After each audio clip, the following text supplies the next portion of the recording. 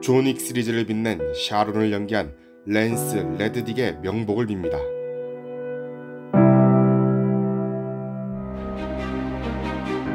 죽음을 위해서 살아난 존 윅이 완전한 자유를 위해 벌이는 최고 회의와의 결전을 그린 영화 존 윅 4에 관한 10가지 잡지식 지금 출발합니다. 키아누 리브스는 이번 작품에서도 가능한 액션의 약 90% 이상을 직접 선보였습니다. 그는 12주 동안 무술 훈련과 스턴트 운전 훈련을 받았는데 특히 쌍절곤 훈련이 힘들었다고 하죠. 또한 그는 상대 스턴트맨들에게 각자 존 윅에게 몇 번이나 만나 죽었는지 그 횟수가 새겨진 티셔츠를 선물로 줬는데요. 예를 들어 스콘 로저스 스턴트 코디네이터는 사크레케르 대성당 앞 계단 장면에서만 한 스턴트맨이 대여섯 번 정도 존 윅에게 죽었다고 추정했습니다. 그래서 20데스 이상이 적힌 티셔츠를 선물로 받은 스턴트맨들도 있다고 하죠. 한편 존 윅을 맡은 5명의 스턴트맨에게 키아누 리브스는 각각 $10,000에 달하는 롤렉스 서브마리너 시계를 개인적인 메시지와 함께 선물했다고 하네요. 존 윅 4의 오프닝 사막 장면은 요르단의 와디럼 지역에서 촬영됐는데 존 윅이 장로를 만나는 곳은 아라비아의 로렌스가 실제로 촬영됐던 바이죠.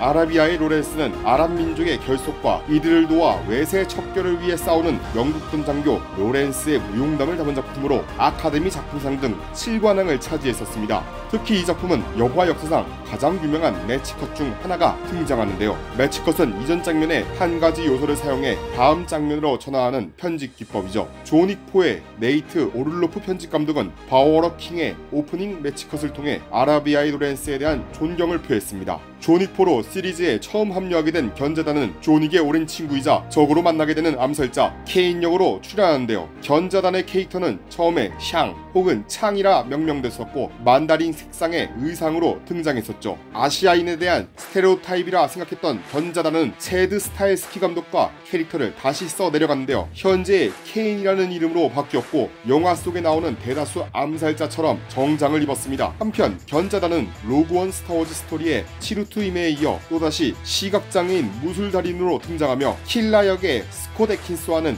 연문포 더 파이널에서 클라이맥스 대결로 무술합을 맞춘 바 있죠. 이번 작품에 새롭게 등장하는 캐릭터로는 존 윅의 오랜 친구이자 콘티넨탈 호텔 오사카 지점의 지배인 시마즈 코지가 있습니다. 코지를 맡은 배우는 사나다 히로유키로 제작에도 참여한 키아누 리브스와는 47 론인으로 호흡을 맞춘 바 있죠. 본래 사나다 히로유키는 존 윅 3 파라벨룸에서 제로 역할의 캐스팅 제안을 받았지만 어벤져스 엔드게임에서 단역인 야쿠자 보스 아키히코 역할을 위해 출연 제안을 거절했는데요. 결국 마크 다카스코스가 제로를 맡았으며 사나다 히로유키는 존 윅 4로 출연하며 꿈이 이루어진 것 같아 기쁘다 라는 소감을 남겼죠. 존 윅 4에서 코지의 딸이자 오사카 콘티넨탈의 컨시어지로 등장하는 아키라 역할은 체드 스타일스키 감독의 유튜브가 캐스팅에 도움을 줬는데요. 알고리즘에 의해 감독은 유튜브에서 싱어송라이터 리나 사와야마의 XS와 레드프렌드의 뮤직비디오를 보게 됐죠. 춤과 액션을 하는 모습을 본 감독은 하루도 채 되지 않아 리나 사와야마에게 통화를 했고 아키라 역할을 제안했습니다. 한편 리나 사와야마는 5주 동안의 촬영을 위해 5주간의 트레이닝을 거쳤으며 촬영은 새벽 1시에서 5시 사이에 이루어졌다면서 덕분에 잠은 아침 8시에서 오후 1시 사이에 선글라스를 끼고 잤다라고 촬영 비하인드를 밝혔습니다. 존 윅의 조력자인 윈스턴과 최고 회의의 고위 멤버 그라몽 후작의 협상은 프랑스의 대표 낭만주의 화가 외젠 들라크르아의 작품 사이에서 벌어지는데요.